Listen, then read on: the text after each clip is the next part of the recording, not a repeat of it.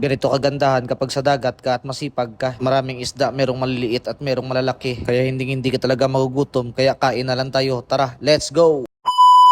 For today's video mga master, nakikita ako dito ng mga lalaking balo. Kaya sabi ko, subukan ko yung hulog. Itong pangmalakihan ko, painan ko lang ng isda. Grabe kalalakihan mga master, halos binti ko na yan kalalaki. At pagkatapos dito nanghuli muna ako ng mga matambaka. At nung nakahuli ako ng isa, pinalitan ko ang pamain na pangmalakihan. Mas maganda kasi mga master kapag buhay yung ipain para mabilis kagatin ng mga malalaki. At pagkatapos iniwanan ko na muna yung pangmalakihan. At bumalik ako dito sa pangunguha ng mga matambaka. At dito parang mga maliliit na matambaka yung nagpapahuli ngayon. Hindi katulad ng nakaraan na malalaki, pero okay na rin yan, pamain rin yan sa pangmalakihan, baka may kumagat. At pagkatapos meron yung kumagat sa pangmalakihan, kaso ulo lang yung kinagat, kaya pinainan ko ulit ng bagong matambaka na buhay. At pagkatapos bumalik ako dito sa pangangawil ng mga matambaka. Baka magtaka kayo mga master kung bakit puro na lang sa ilalim yung pang video ko, kasi wala akong tripod, kasi mahirap lang man ako at wala rin akong pang ilaw, kaya medyo madilim yung mga video ko ngayong gabi. At pagkatapos binalikan ko dito yung pangmalakihan ko, at ayun may kumagat sana mga master, kaso hindi tinamaan siguro ng hook. At ayun sa ulo pa rin kinagat mga master. Parang marunong talaga ang kumagat na isda na to mga master, kasi hindi kinakagat yung sa may hook banda. Kaya dito pinainan ko na naman ang bago at binantayan ko na talaga mga master, para kapag kumagat matimingan natin at mahila natin agad para matamaan siya ng kawil. Kaso hindi talaga matimingan mga master, kaya sabi ko iligpit ko na lang to kasi nagugutom na ako. At pagkatapos ito na yung mga huli kong matambaka, pwede na to pang ulam. At pinirito ko na lang ito mga master, kasi wala namang ibang luto dito, kasi wala naman kaming mga sangkap na. At pagkatapos dinala ko na dito sa kainan. Kaya tara, kain tayo mga master. At ganun pa rin, basta madaling araw solo food trip muna ako, kasi ang oras ng duty ko is 12 to 4. Kaya pag madaling araw kakain talaga kami ng almusal. At kung umabot kayo sa part ng video na to mga master, paki-like, follow and share naman. Hanggang dito lang muna. Maraming salamat. Let's go!